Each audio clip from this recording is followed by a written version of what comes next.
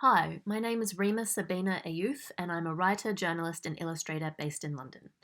And I want to start by telling you that the most interesting part of my life happened before I was born.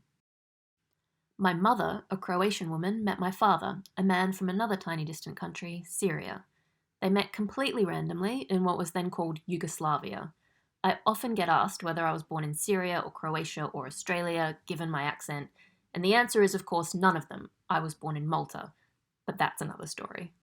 My international background hugely informed my upbringing in a little Australian city that otherwise felt very confined and isolated.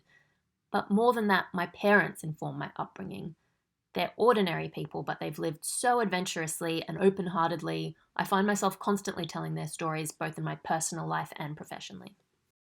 The story I tell the most is about my mum and her life growing up in Croatia when it was part of socialist Yugoslavia.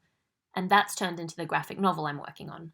It's a biography of my mother that contains the history of Yugoslavia as a nation. It's called Yugo.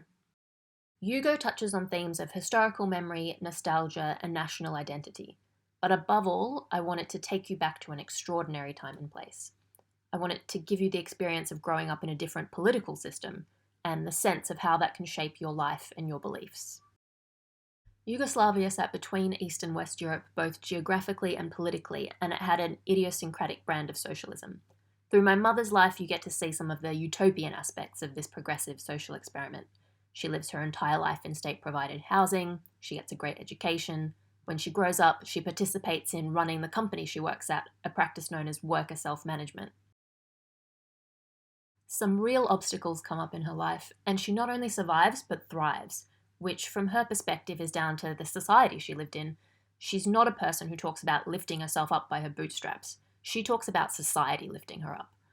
But Yugoslavia was not a utopia, and my book uses a second setting, Australia after the Yugoslav Wars, to explore its flaws, downfall, and legacy. One thing I want to note is that Yugo didn't start life as a graphic novel. I first wrote a version of this as a 10,000 word university history essay, so it's a book built on a huge amount of primary research, including dozens of hours of interviews. Another thing that makes my work a bit unusual is that until recently I was not an illustrator or a comics artist. I was strong in art at school, but after that I put down my brushes, pens, pencils, everything, for more than 10 years. I took them up again because I wanted to tell this particular story, although now I work mainly digitally. The illustrations I drew 2 years ago when I first started working on Yugo looked like this, but now they look more like this.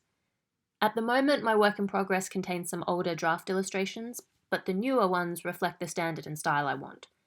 And while I'm definitely still learning and growing as an illustrator, I think my experience as a journalist, writer, and historian gives my work an edge of its own.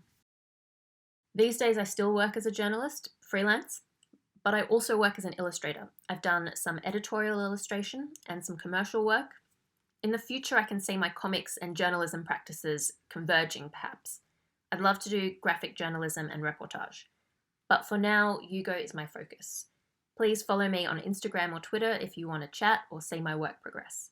I'm at Rima Sabina on all platforms. Thanks for listening.